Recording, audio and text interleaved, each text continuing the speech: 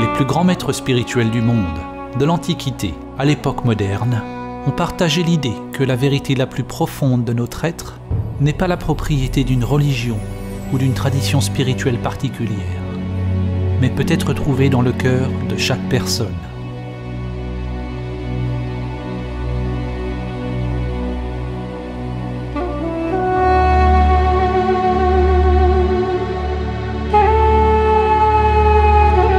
Le poète Rumi a dit « Où est cette lune qui jamais ne se lève ou ne se couche? Où est cette âme qui n'est ni avec ni sans nous?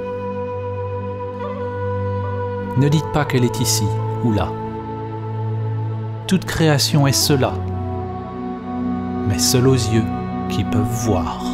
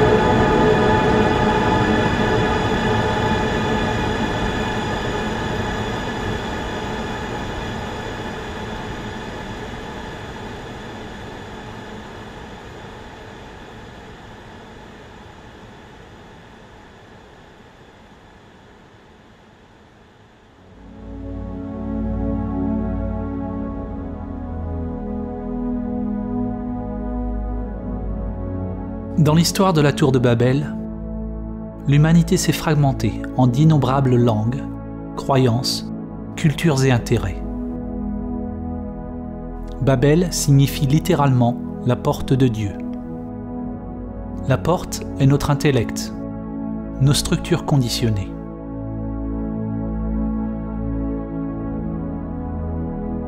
Pour ceux qui viennent à réaliser leur vraie nature, leur essence au-delà du nom et de la forme, ceux-là sont initiés au grand mystère de ce qui se trouve au-delà de la porte.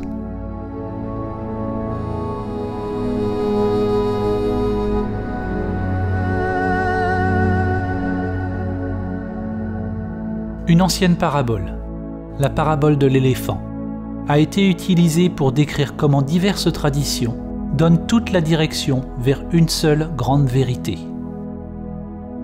Un groupe de personnes aveugles touche chacune une partie différente d'un éléphant, obtenant une certaine impression de ce qu'est un éléphant. La personne qui se tient à la jambe de l'éléphant décrit l'éléphant comme étant un arbre. La personne à la queue dit que l'éléphant est comme une corde. L'éléphant est comme une lance, dit celui qui se tient à la défense. Pour celui qui touche l'oreille, l'éléphant semble être comme un éventail. La personne qui touche le flanc est catégorique. L'éléphant est comme un mur. Le problème est que dès lors que nous touchons une partie de l'éléphant, nous croyons que notre expérience est la seule vérité. Nous ne reconnaissons pas ou n'apprécions pas que l'expérience de chaque personne est une facette différente du même animal.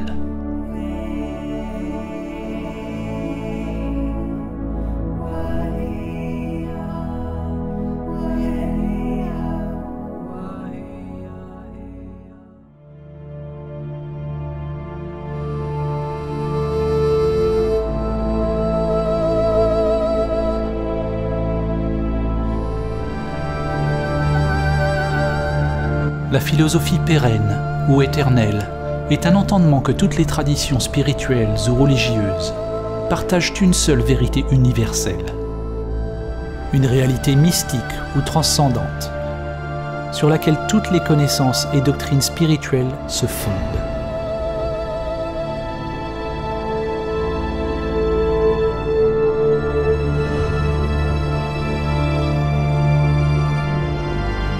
Swami Vivekananda a résumé l'enseignement pérenne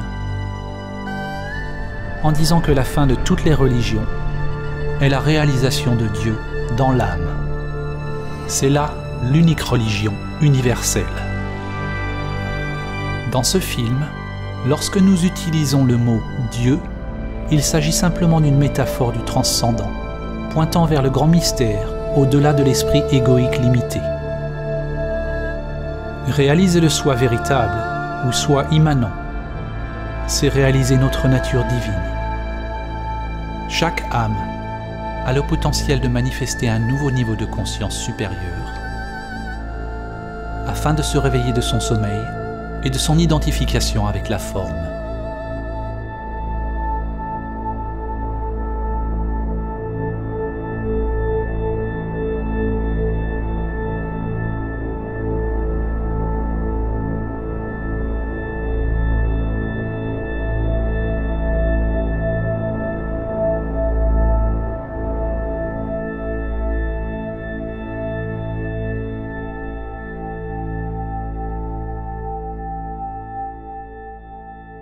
L'écrivain et visionnaire Aldous Huxley, connu pour son livre « Le meilleur des mondes », est également l'auteur d'un livre intitulé « La philosophie éternelle », dans lequel il rapporte un enseignement répété maintes fois au travers de l'histoire, et qui prend la forme de la culture au sein de laquelle il se réalise. Il écrit « La philosophie pérenne est exprimée le plus succinctement dans la formule sanskrite « Tat Tvam Asi ». Tu es cela. L'Atman, ou soi immanent éternel, est un avec Brahman, le principe absolu de toute existence.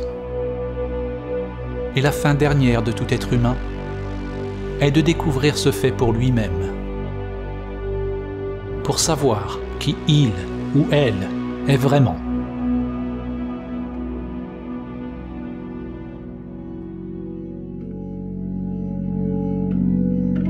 Chaque tradition est comme une facette d'un joyau reflétant une perspective unique de la même vérité, tout en se faisant écho et en s'éclairant mutuellement. Quel que soit le langage et le cadre conceptuel utilisé, toutes les religions qui reflètent l'enseignement pérenne partagent l'idée qu'il existe une union avec quelque chose de plus grand, quelque chose qui nous dépasse.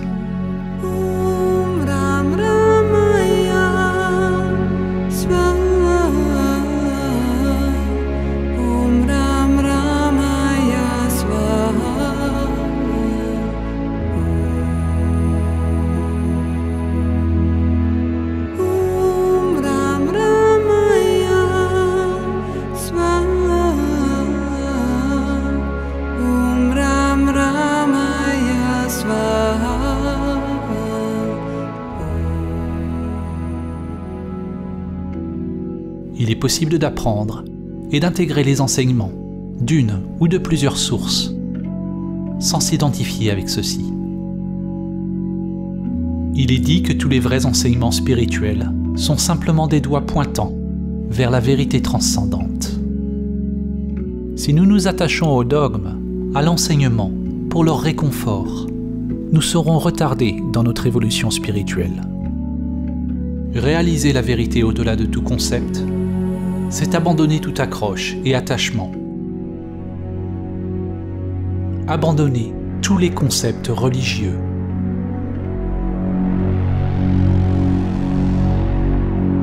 Du point de vue de l'ego, le doigt qui pointe vers Samadhi pointe tout droit vers l'abîme. Saint Jean de la Croix a dit: si l'on veut être sûr de la route que l'on foule, il nous faut fermer les yeux et marcher dans le noir.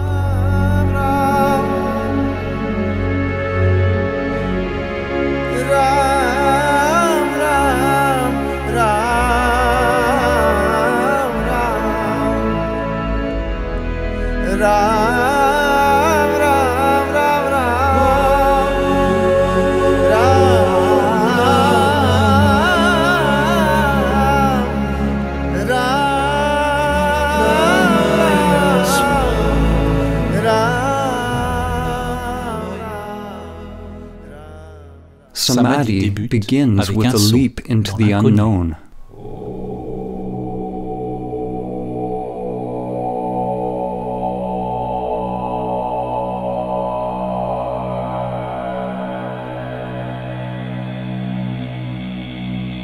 Dans les anciennes traditions, afin de réaliser Samadhi, il a été dit que l'on devait ultimement détourner la conscience de tous les objets connus, de tous les phénomènes extérieurs, pensées et sensations conditionnées, vers la conscience même, vers la source intérieure, le cœur ou l'essence de notre être. Dans ce film, lorsque nous utilisons le mot Samadhi, nous désignons le transcendant, au plus haut Samadhi, qui a été nommé Nirvikalpa Samadhi.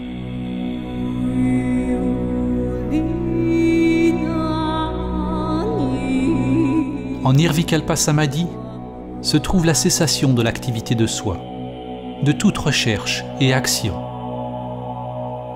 Nous ne pouvons parler de ce qui disparaît qu'à mesure que nous nous en approchons, et de ce qui réapparaît lorsque nous en revenons. Il n'y a ni perception, ni non-perception, ni chose, ni absence de chose, ni conscience, ni inconscience. Un absolu insondable et impénétrable pour l'intellect.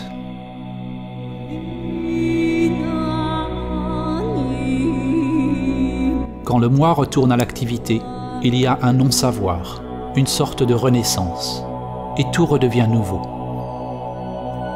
Il nous reste le parfum du divin, qui subsiste plus longtemps, à mesure que l'on évolue sur le chemin.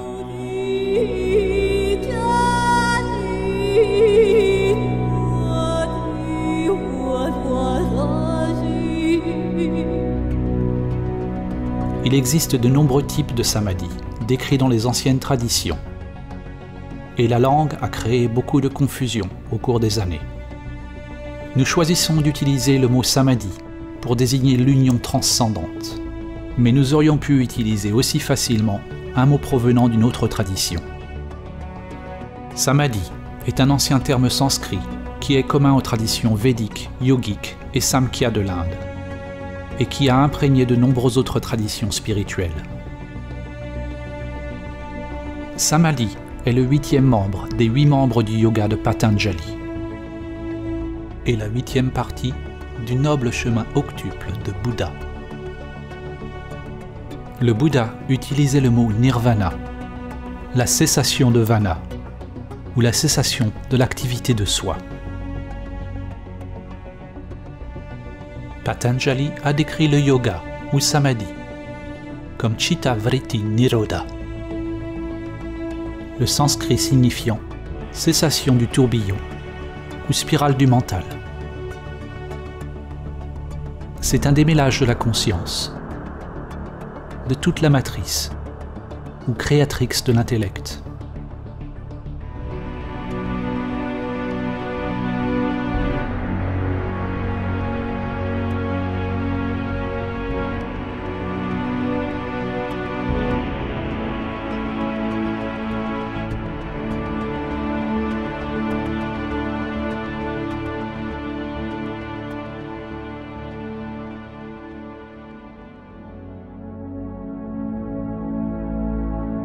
Samadhi ne désigne aucun concept, car pour le réaliser, il est nécessaire de laisser tomber l'intellect conceptuel. Différentes religions ont utilisé des mots variés pour décrire l'union divine. En fait, le mot religion lui-même signifie quelque chose de similaire. En latin, religare signifie relier ou reconnecter. C'est un sens similaire au mot yoga, qui signifie atteler, unir le monde avec le transcendant. En islam, ceci est reflété dans le sens en arabe ancien du mot islam lui-même, qui signifie soumission ou supplication à Dieu. Il désigne un état d'humilité totale, ou l'abandon de la structure du soi.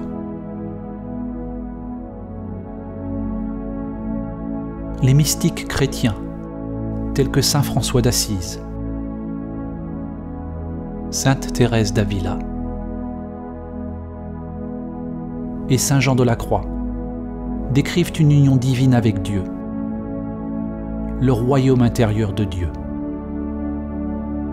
Dans l'évangile de Thomas, le Christ a dit « Le royaume n'est pas par ici ou par là. En vérité, le royaume du Père s'étend sur la terre, mais les hommes ne le voient pas. » Les œuvres des philosophes grecs, Platon, Plotin, Parménide et Héraclite, vues à travers l'objectif de l'enseignement pérenne, nous dirigent vers la même sagesse. Plotin nous apprend que le plus grand effort humain est de guider l'âme humaine vers l'état suprême de perfection et d'union avec l'un.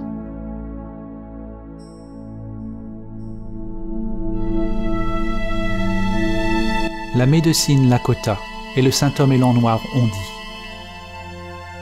« La première paix, qui est la plus importante, est celle qui vient dans l'âme des hommes quand ils réalisent leur relation, leur unicité avec l'univers et toutes ses puissances. Et lorsqu'ils réalisent qu'au centre de l'univers habite le grand esprit et que ce centre est réellement partout, il est en chacun de nous. »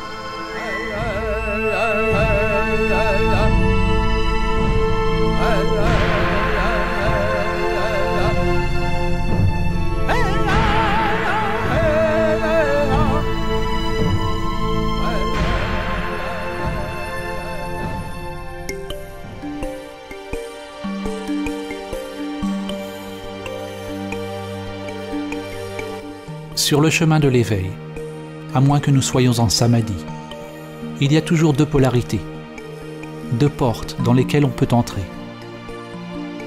deux dimensions, l'une vers la conscience pure et l'autre vers le monde des phénomènes. Le courant ascendant vers l'absolu et le courant descendant vers Maya et tout ce qui se manifeste, à la fois vu et invisible. La relation entre relatif et absolu pourrait être résumée dans la citation suivante de Sri Nisargadatta Maharaj. La sagesse est de savoir que je ne suis rien. L'amour est de savoir que je suis tout. Et entre les deux, ma vie fluctue.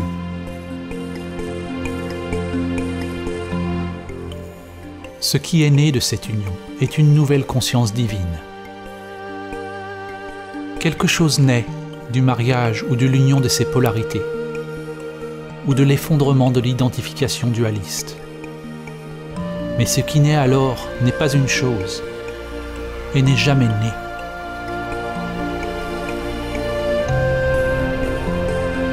La conscience fleurit et crée quelque chose de nouveau, que l'on pourrait nommer une Trinité éternelle. Dieu le Père, le transcendant, inconnaissable et immuable, est uni au divin féminin, qui est tout ce qui change. Cette union entraîne une transformation alchimique, une sorte de mort et de renaissance. Dans les enseignements védiques, l'union divine est représentée par deux forces fondamentales, Shiva et Shakti. Les noms et les visages des différents dieux changent à travers l'histoire, mais leurs attributs fondamentaux demeurent. Ce qui naît de cette union est une nouvelle conscience divine, une nouvelle manière d'être dans le monde. Deux polarités inséparablement une énergie universelle, sans centre, sans limitation. C'est l'amour pur. Il n'y a rien à y gagner ou à y perdre, car c'est un vide complet et simultanément absolument plein.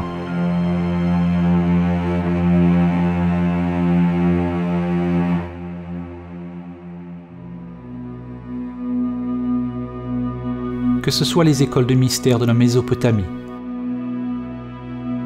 les traditions spirituelles des Babyloniens et des Assyriens, les religions de l'Égypte ancienne, les cultures nubiennes et kémétiques de l'Afrique ancienne, les traditions chamaniques et indigènes autour du monde, le mysticisme de la Grèce antique, les gnostiques, les non-dualistes, les bouddhistes, les taoïstes, les juifs, les zoroastriens, les jaïns, les musulmans ou les chrétiens. On découvre que leur lien commun est la plus haute perspicacité spirituelle qui a permis à leurs adhérents de réaliser Samadhi.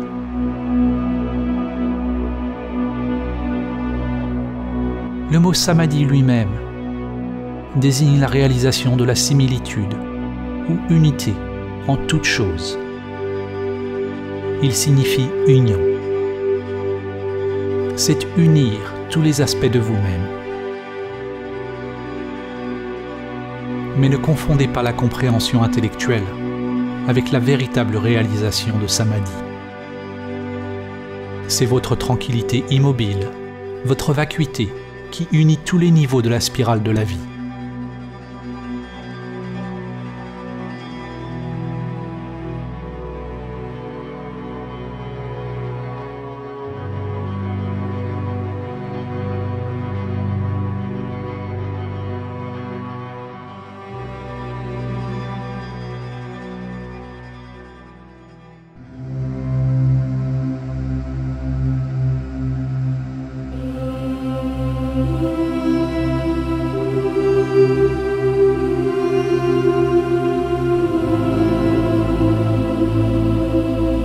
C'est à travers l'enseignement ancien de Samadhi que l'humanité peut commencer à comprendre la source commune de toutes les religions et à s'aligner à nouveau sur la spirale de la vie, le grand esprit, le Dhamma ou le Tao. La spirale est le pont qui s'étend du microcosme au macrocosme.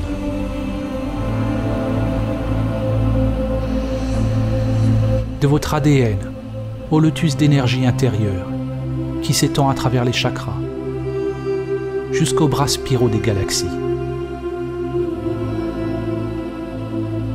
Chaque niveau de l'âme s'exprime à travers la spirale comme des branches en constante évolution, vivant, explorant. Le vrai Samadhi réalise la vacuité de tous les niveaux du soi, toutes les enveloppes de l'âme. La spirale est le jeu sans fin de la dualité et du cycle de la vie et de la mort.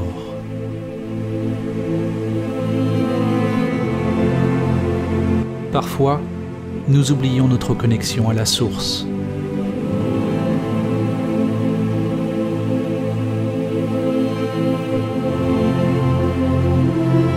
L'objectif au travers duquel nous voyons est très étroit et nous nous identifions à une créature limitée qui rampe sur la terre, seulement pour accomplir une fois de plus le voyage de retour à la source,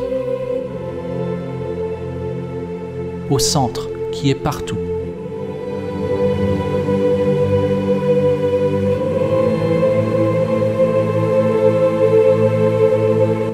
Chuang Tzu a dit, quand il n'y a plus de séparation entre ceci et cela, on l'appelle le point immobile du Tao, au point stationnaire, au centre de la spirale. On peut voir l'infini en toute chose.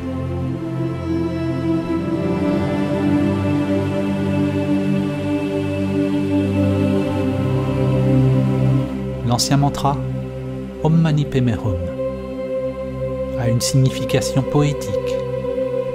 On s'éveille, on réalise le joyau au sein du lotus. Votre vraie nature s'éveille dans l'âme, dans le monde, en tant que le monde.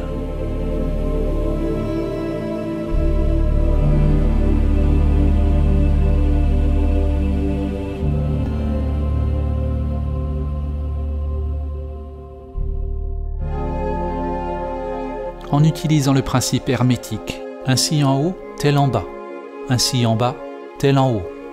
Nous pouvons utiliser des analogies pour commencer à comprendre la relation entre l'esprit et l'immobile, le relatif et l'absolu.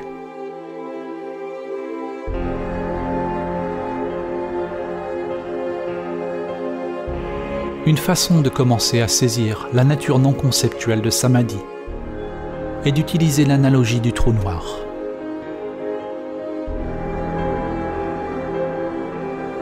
Un trou noir est traditionnellement décrit comme une région de l'espace avec un champ gravitationnel massif et si puissant qu'aucune lumière ou matière ne peut s'en échapper.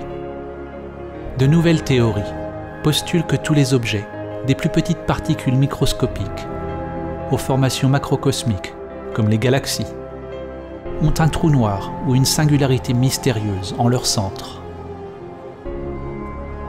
Dans cette analogie, nous allons utiliser cette nouvelle définition d'un trou noir comme étant le centre qui est partout.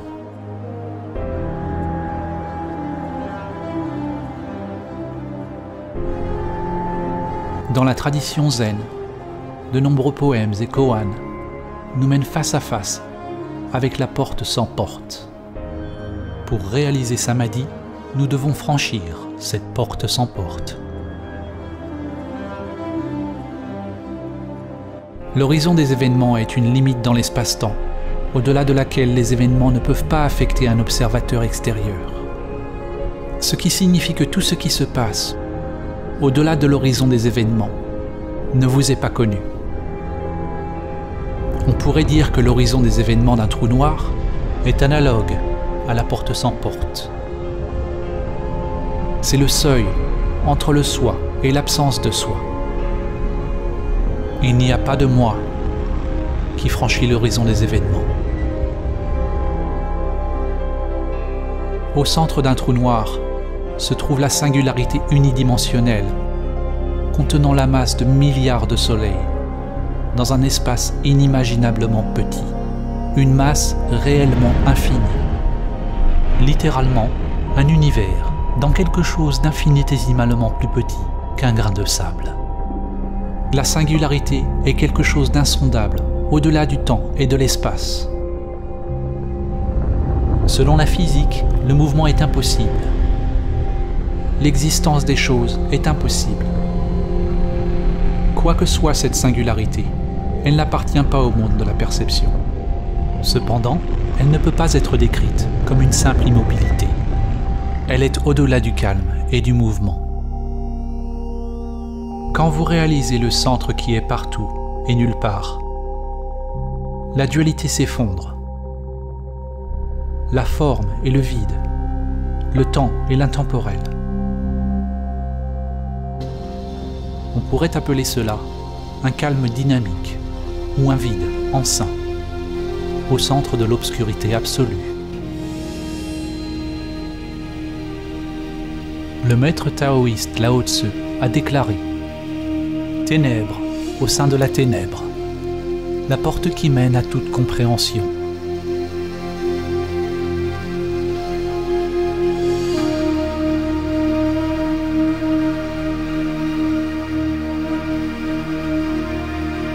Le mythologue comparatif et écrivain Joseph Campbell décrit un symbole récurrent, une partie de la philosophie éternelle qu'il appelle Axis Mundi, le point central ou la plus haute montagne, le pôle autour duquel tout gravite, le point où calme et mouvement sont joints. De ce centre est réalisé un puissant arbre à fleurs, un arbre de la Bodhi qui rejoint tous les mondes.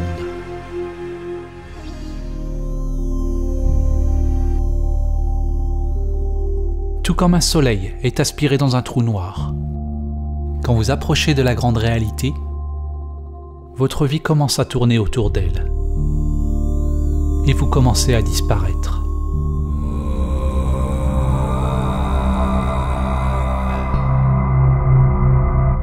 À mesure que vous approchez du soi immanent, cela peut être terrifiant pour la structure de l'ego. Les gardiens de la porte sont là pour tester ceux dans leur voyage. Il faut être prêt à faire face à ses plus grandes peurs et en même temps accepter notre pouvoir inhérent afin d'apporter la lumière aux terreurs inconscientes et à la beauté cachée à l'intérieur. Si votre intellect n'est pas ému, s'il n'y a pas de réaction du soi, alors tous les phénomènes produits par l'inconscient surgissent et s'évanouissent. C'est le point dans le voyage spirituel où la foi est le plus nécessaire. Qu'entendons-nous par foi ? La foi n'est pas la même chose que la croyance. La croyance, c'est accepter quelque chose au niveau de l'intellect pour apporter confort et assurance. La croyance est un moyen pour la pensée d'étiqueter ou de contrôler l'expérience. La foi est en réalité le contraire. La foi, c'est rester à l'endroit du non-savoir total. Accepter tout ce qui surgit de l'inconscient. La foi, c'est s'abandonner à l'attraction de la singularité, à la dissolution ou au démantèlement du soi, pour passer la porte sans porte.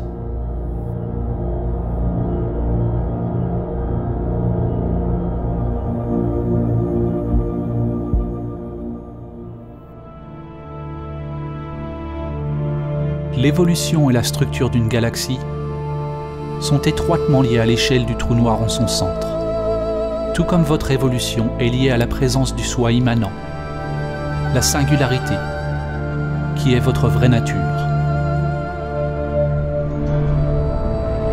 Nous ne pouvons pas voir le trou noir, mais nous pouvons le connaître par la manière dont les choses se déplacent autour de celui-ci, par la façon dont il interagit avec la réalité physique. De même, nous ne pouvons pas voir notre vraie nature. Le moi immanent n'est pas une chose, mais nous pouvons observer une action illuminée. Comme le disait le maître zen Suzuki, il n'y a pas à proprement parler de gens illuminés. Il n'y a qu'une activité illuminée.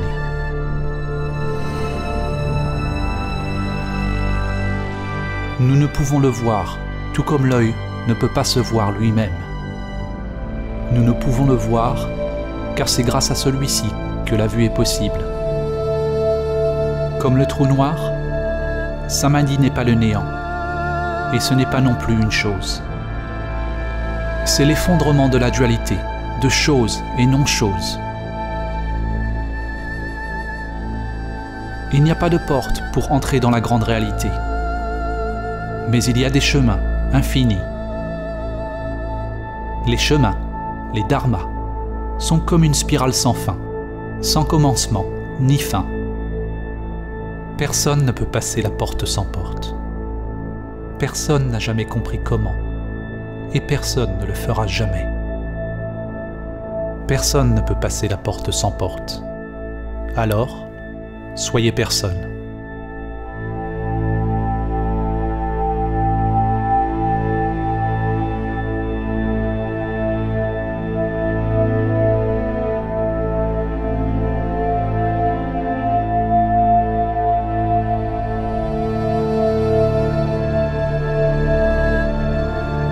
Samadhi est le chemin sans chemin, la clé d'or.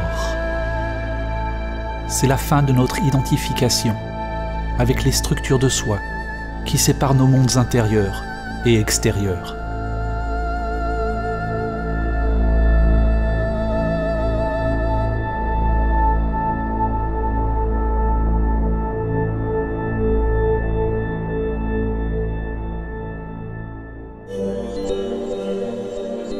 Il existe de nombreux modèles de développement qui décrivent les couches ou les niveaux de structure du soi. Nous allons utiliser un exemple qui est très ancien. Dans les Upanishads, les couches qui recouvrent l'Atman ou l'âme sont appelées koshas. Chaque kosha est comme un miroir, une couche de la structure du soi. Un voile ou un niveau de maya qui nous détourne de la réalisation de notre vraie nature si nous sommes identifiés avec celle-ci. La plupart des gens voient les réflexions et croient que c'est ce qu'ils sont. Un miroir reflète la couche animale, le corps physique. Un autre miroir reflète votre mental, vos pensées, vos instincts et vos perceptions. Un autre, votre énergie intérieure, ou prana, que vous pouvez observer lorsque vous vous tournez vers l'intérieur. Un autre miroir réfléchit sur le niveau de l'imaginal, qui est la couche du mental supérieur, ou de la sagesse. Et il y a des niveaux de béatitude transcendantale, ou non-duelle, ressentis à l'approche de Samadhi. Il y a potentiellement d'innombrables miroirs, ou aspects de soi que l'on peut différencier, et ils changent constamment.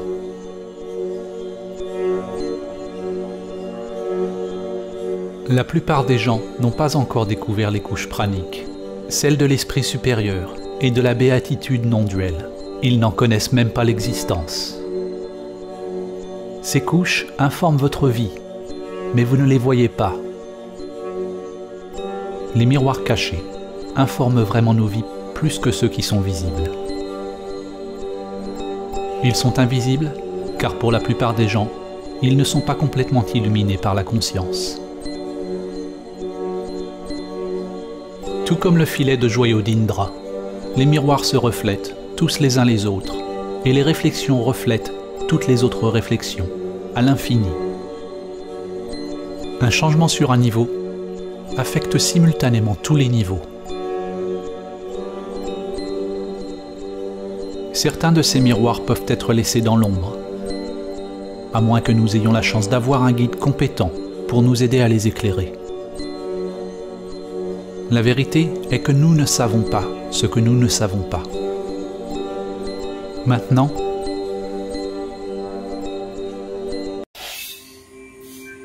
il n'y a rien qui vous rappelle à vous-même. Où êtes-vous? Quand l'intellect devient paisible, les miroirs cessent de refléter. Il n'y a plus de sujet et d'objet. Mais ne confondez pas l'état primordial avec le néant ou l'oubli. Le soi immanent n'est pas quelque chose, mais ça n'est pas rien non plus.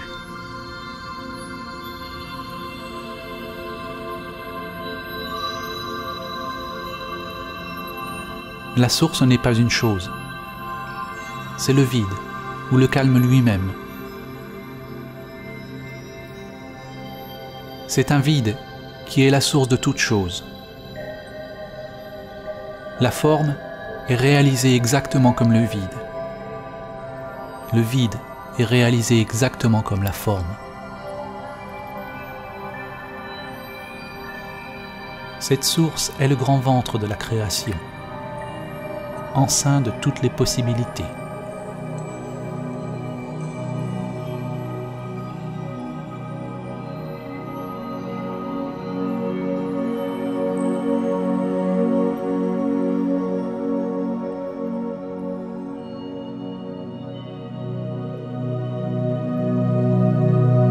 Samadhi est l'éveil de la conscience impersonnelle.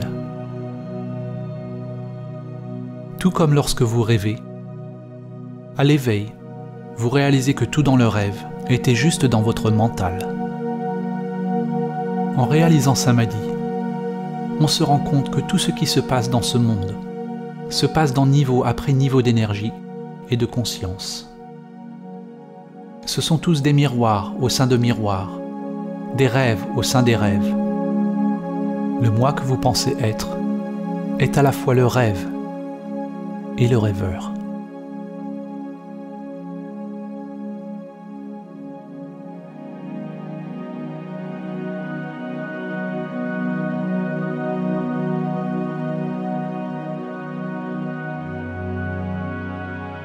Tout ce que nous disons dans ce film, laissez-le partir.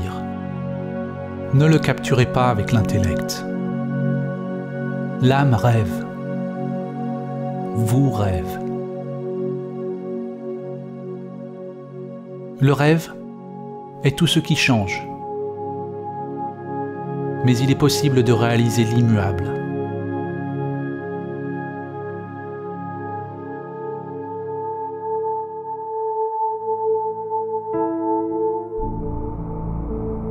Cette réalisation ne peut pas être comprise avec l'intellect individuel limité.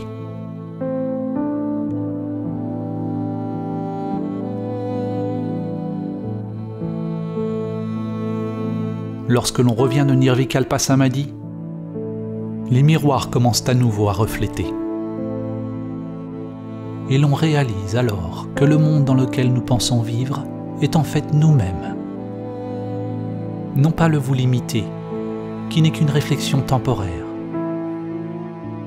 Mais vous êtes conscient de votre vraie nature, comme source de tout ce qui est.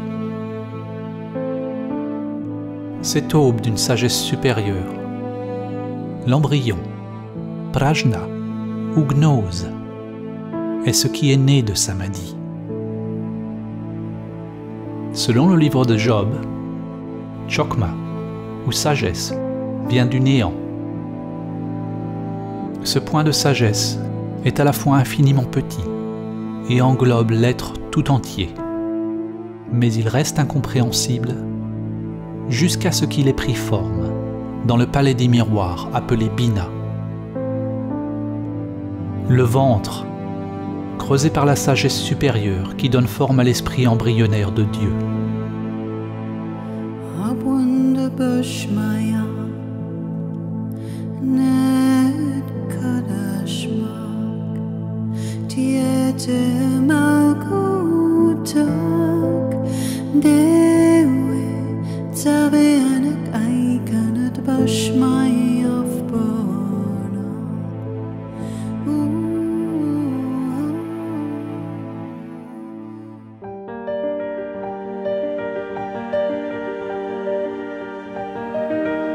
L'existence des miroirs ou l'existence du mental n'est pas un problème. Au contraire, l'erreur ou l'aberration de la perception humaine est que nous nous identifions à ceci. Cette illusion que nous sommes le soi limité est Maya. Les enseignements yogiques disent que pour réaliser Samadhi,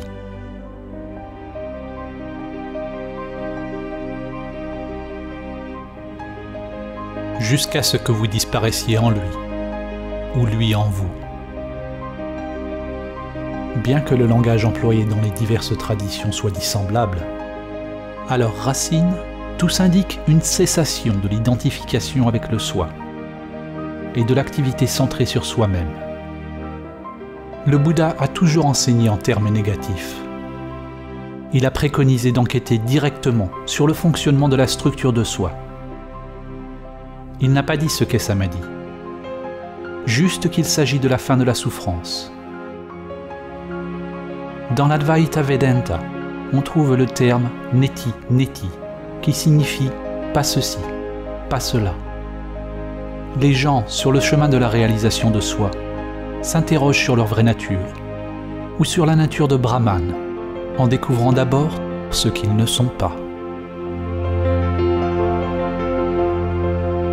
De même, dans le christianisme, sainte Thérèse d'Avila a décrit une approche de la prière basée sur le chemin négatif, ou via negativa. Une prière de calme, de soumission et d'union, qui est le seul moyen d'approcher l'absolu. Grâce à ce processus progressif de dépouillement, on laisse tomber tout ce qui n'est pas permanent, tout ce qui change. L'intellect, la structure de l'ego et tous les phénomènes, y compris les couches cachées du soi. L'inconscient doit devenir transparent afin de refléter la source unique.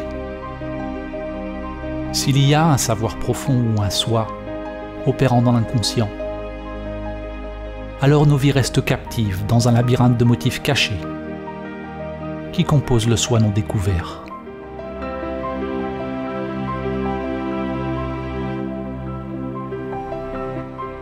Quand toutes les couches de soi se révèlent vides alors on devient libre du soi, libre de tout concept.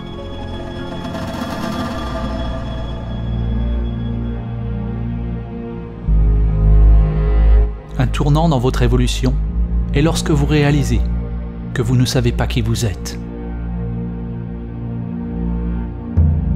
Qui éprouve le souffle? Qui éprouve le goût? Qui éprouve le chant, le rituel, la danse, la montagne? Soyez le témoin du témoin. Observez l'observateur. Au début, lorsque vous observez l'observateur, vous ne verrez que le faux moi. Mais si vous persistez, il cédera.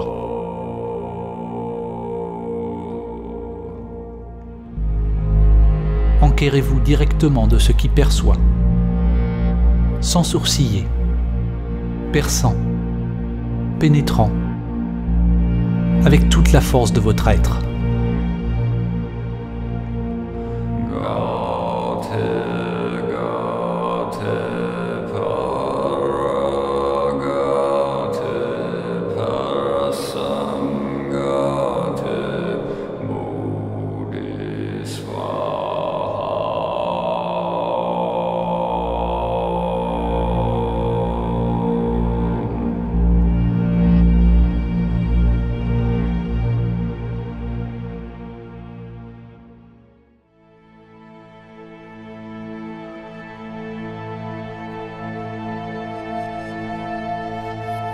Il n'y a pas de soi qui se réveille.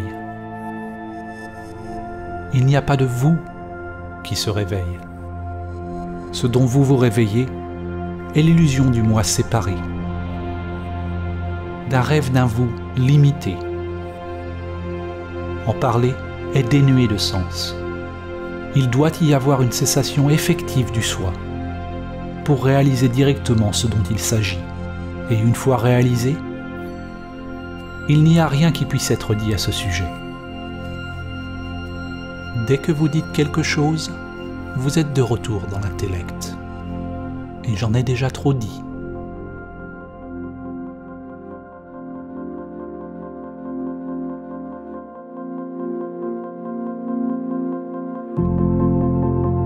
Nous avons normalement 3 états de conscience: l'éveil, rêver et le sommeil profond.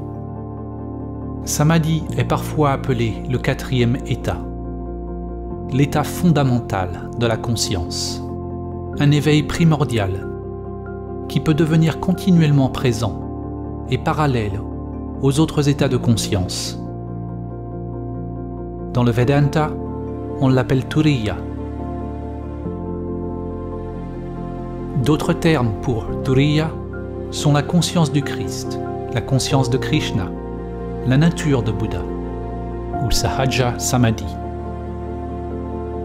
En Sahaja Samadhi, le soi immanent reste présent durant l'usage de toutes les fonctions humaines. L'immuable est immobile au centre de la spirale des phénomènes changeants. Les pensées, les sentiments, les sensations et l'énergie tournent autour du centre, sur la circonférence. Mais le degré de calme ou de « je suis » persiste pendant l'activité extérieure, exactement comme durant la méditation. Il est possible que le soi immanent reste présent, même pendant le sommeil profond, que votre conscience de « je suis » demeure sans va-et-vient, même si les états de conscience changent.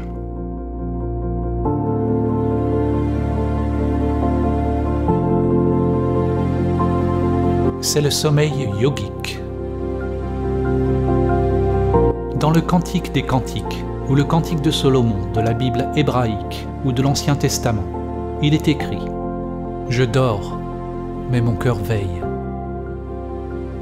Cette réalisation de la conscience éternelle et impersonnelle est reflétée dans les paroles du Christ quand il a dit «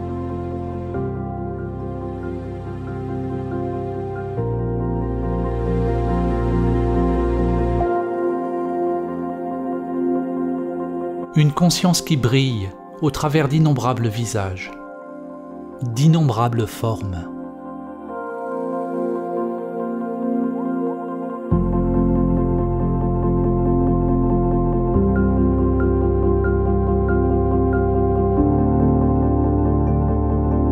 Au commencement, c'est une flamme fragile, née des polarités en vous. Le masculin, pénétrant la conscience, avec soumission, ou l'ouverture de l'énergie féminine.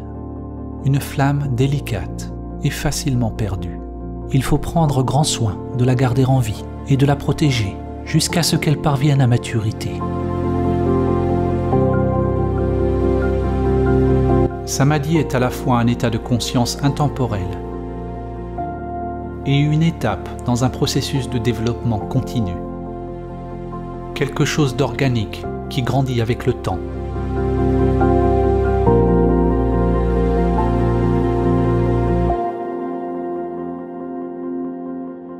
À mesure que l'on passe de plus en plus de temps en samadhi, dans le présent, dans l'intemporel, on prend de plus en plus la guidance du cœur, de l'âme ou de l'atman, et moins de la structure conditionnée.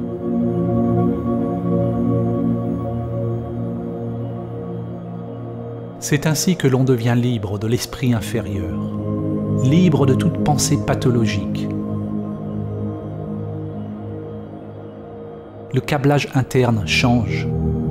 L'énergie ne circule plus inconsciemment dans les vieilles structures conditionnées. Ce qui est une autre façon de dire que l'on n'est plus identifié avec la structure de soi, avec le monde extérieur de la forme.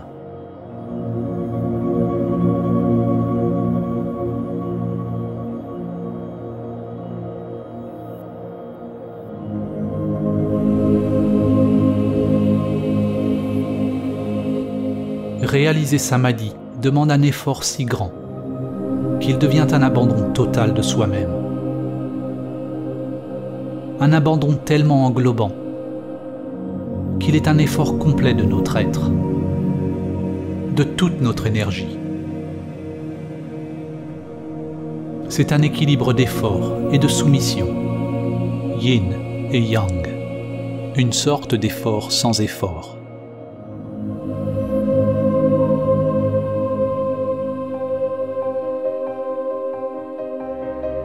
Le mystique indien et yogi Paramahamsa Ramakrishna a dit « Ne cherchez pas l'illumination, à moins que vous ne la cherchiez comme quelqu'un dont les cheveux sont en feu cherche un étang. Vous le cherchez avec tout votre être. » Au cours de la pratique de la transcendance de l'ego, il faut faire preuve de grand courage, de vigilance et de persévérance pour maintenir l'embryon en vie. Pour ne pas retomber dans les empreintes figées du monde. Cela requiert une volonté d'aller contre le courant, contre l'écrasement inexorable de la matrice, le broiement des roues de samsara. Chaque souffle, chaque pensée, chaque action ayant pour seul but de réaliser la source. Samadhi n'est pas réalisé par l'effort, ni en l'absence d'effort. Laisser tomber l'effort et le non-effort est une dualité qui n'existe que dans l'intellect. La véritable réalisation de samadhi est si simple et si indifférenciée qu'elle est toujours mal interprétée à travers un langage intrinsèquement dualiste. Il n'y a qu'une seule conscience primordiale qui se réveille, comme étant le monde, mais elle a été obscurcie par de nombreuses couches mentales. Comme le soleil caché derrière les nuages, à mesure que chaque couche mentale est abandonnée, son essence est révélée.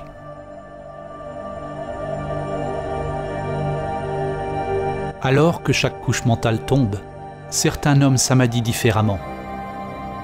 Ils donnent des noms différents à différentes expériences ou à différents types de phénomènes.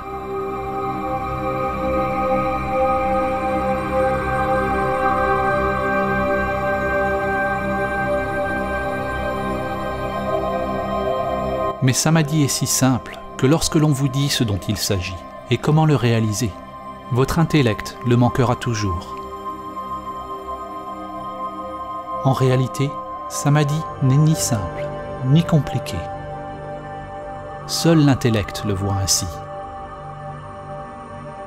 Lorsqu'il n'y a pas de pensée, il n'y a pas de problème, car la pensée est ce qui doit s'arrêter avant qu'il soit réalisé. Mais il ne s'agit pas du tout de quelque chose qui arrive.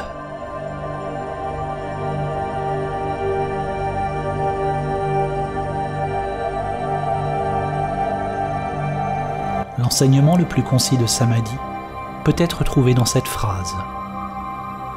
Sois calme et sais.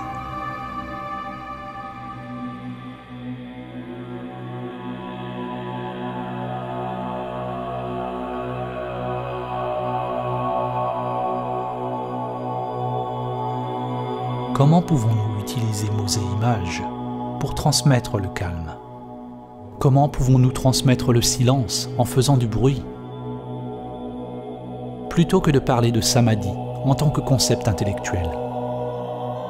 Ce film est un appel radical à l'inaction, un appel à la méditation, au silence intérieur et à la prière intérieure. Un appel à stopper.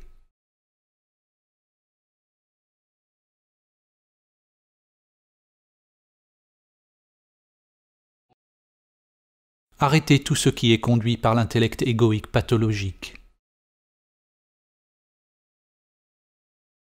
Sois calme et sais.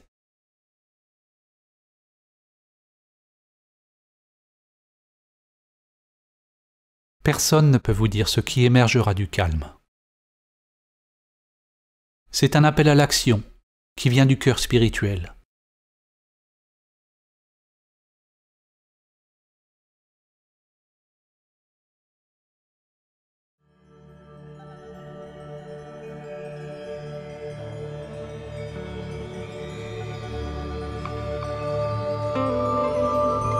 C'est comme se souvenir de quelque chose d'ancien. L'âme se réveille et se souvient d'elle-même. Le vide, tel un passager endormi, maintenant s'éveille et se réalise lui-même en toute chose.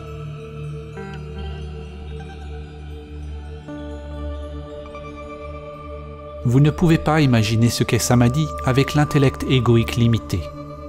Tout comme vous ne pouvez pas décrire à une personne aveugle ce qu'est la couleur. Votre intellect ne peut pas le connaître. Il ne peut pas le fabriquer. Réaliser Samadhi, c'est voir d'une manière différente. Non pas voir des choses séparées, mais reconnaître celui qui voit.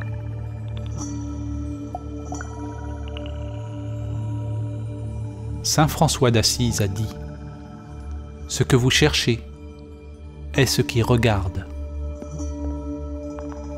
Après avoir vu la lune, vous pouvez la reconnaître dans chaque reflet. Le soi véritable a toujours été là. Il est en tout. Mais vous n'avez pas réalisé sa présence. Alors que l'on apprend à reconnaître et à demeurer comme le vrai soi, au-delà du mental et des sens, il devient possible de se ressentir béat devant le plus banal. On devient béatitude.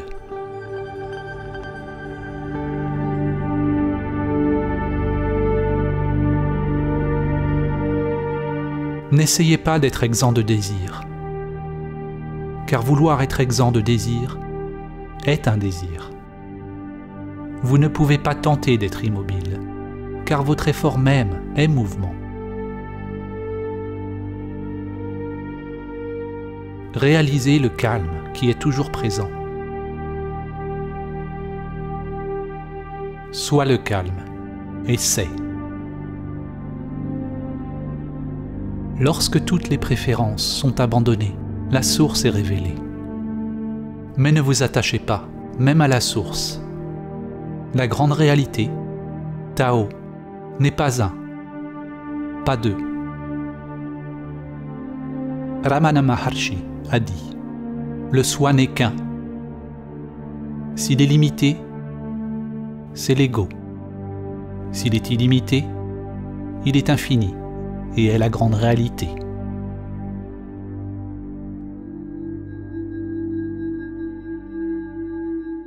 Si vous croyez ce qui est dit, vous l'avez manqué.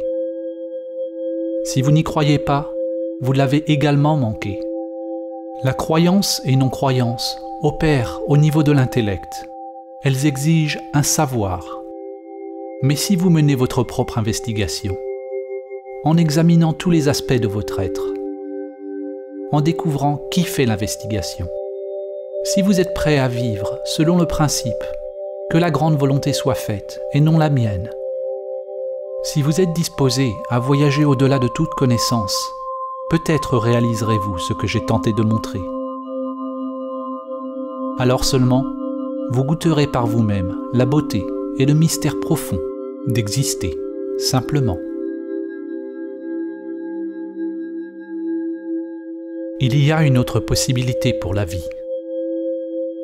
Il y a quelque chose de sacré, d'insondable, qui peut être découvert dans les profondeurs immuables de votre être. Au-delà des concepts, au-delà des dogmes, au-delà de l'activité conditionnée et de toute préférence.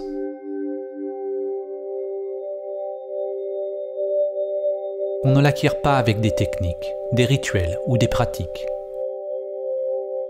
Il n'y a pas de comment l'obtenir. Il n'y a pas de système, il n'y a pas de chemin vers le chemin.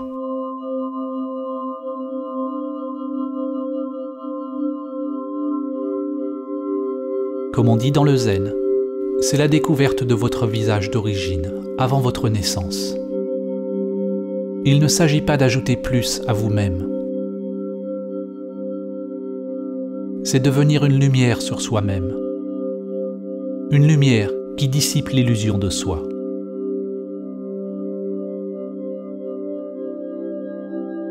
La vie restera toujours inaccomplie. Et le cœur restera toujours agité. Jusqu'à ce qu'il se repose dans ce mystère, au-delà du nom et de la forme.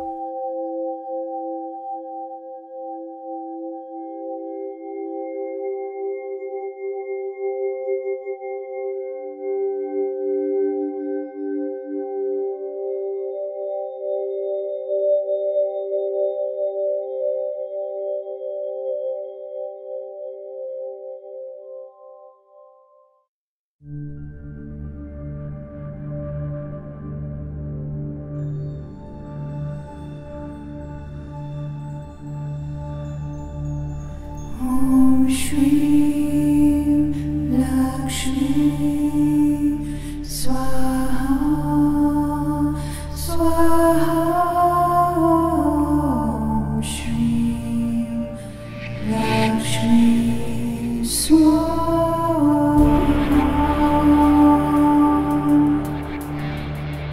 Om Shri Lakshmi Swaha